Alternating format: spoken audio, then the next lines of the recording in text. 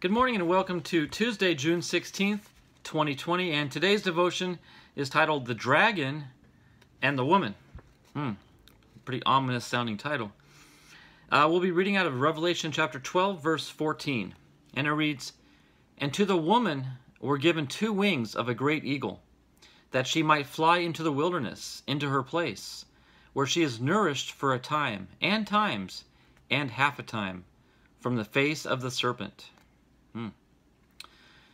This passage is the result of Revelation 12, 1 through 4, one of the diamonds of the Bible. And it says, "And there appeared a great wonder in heaven, a woman clothed with sun, and the moon under her feet, and upon her head a crown of 12 stars. And she being with child cried, travailing in birth, and pained to be delivered. And the dragon stood before the woman which was ready to be delivered, for to devour her child as soon as it was born." The 12 stars are the 12 tribes of Israel. The woman is Israel. The Son is Jesus Christ, coming from the nation of Israel. The moon is the Gentile nations who have no light and must come to Israel for the light. Isaiah 60 verse 3 says, "The Gentiles shall come to thy light." So there's an Old Testament prophecy being revealed to us in the New Testament book of Revelation. The red dragon, a serpent with wings, is Satan, who is cast out of heaven to the earth. Satan is violently angry with Israel, who gave birth to the seed of the woman. In Revelation 12, 13 through 16, Satan's Antichrist leads a great attempt of genocide of God's chosen people. The Jewish remnant will fly to a refugee camp in the wilderness, where they will be protected and fed for 3.5 years, which is the last half of the tribulation period.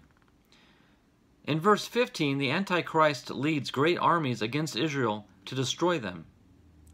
God brings a great earthquake to destroy the enemy armies. And that can be read in Ezekiel 38 and 39. And our final thought is God protects his remnant to inherit the promise made to Abraham. Now, in the later parts of Revelation, about the midway point through the book of Revelation, we do talk and read about the saved 144,000 Israelites that get saved during the tribulation time. Because they're not saved ahead of time, they do miss out on the rapture, which means they must endure the 7-year tribulation. But they do accept Christ and become saved. That's 144,000 Jews become Christian.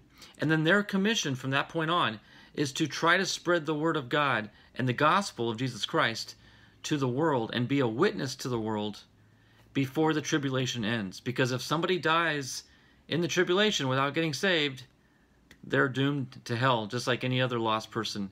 So their great commission is to try to get as many people saved during the tribulation, which is really, really tough. Because at that point in time, Satan has full control over the happenings of the world. And of course, he's under the control of God, obviously. But God has given him that authority. So it's really, really tough for people to find salvation in the time of the tribulation. But God did promise Abraham that he would protect his children. And even in the tribulation, we read about the 144,000 Israelites that God saves through salvation. So God keeps his promises, which is an encouragement to us because we read the Bible and sometimes we feel discouraged. Sometimes we feel like God has maybe abandoned us or isn't quite there for us the way we think he should be. But always know God is always lurking in the background. When you call out to him, he hears your every cry, your every plea, your every prayer. Even though he may not answer right away, he does answer perfectly in his perfect time. It may not be in our time, but in his time. So we have to be patient and just wait for God to do his thing, because he will do it at the exact right time to make everything else work out just perfectly around us. So don't give up. Hang in there. When you have struggles, pray to God and just keep the faith and have the hope that he is there with you at all times. So with that word of encouragement, I'll let you go. Have a great rest of your day, and God bless. Bye-bye.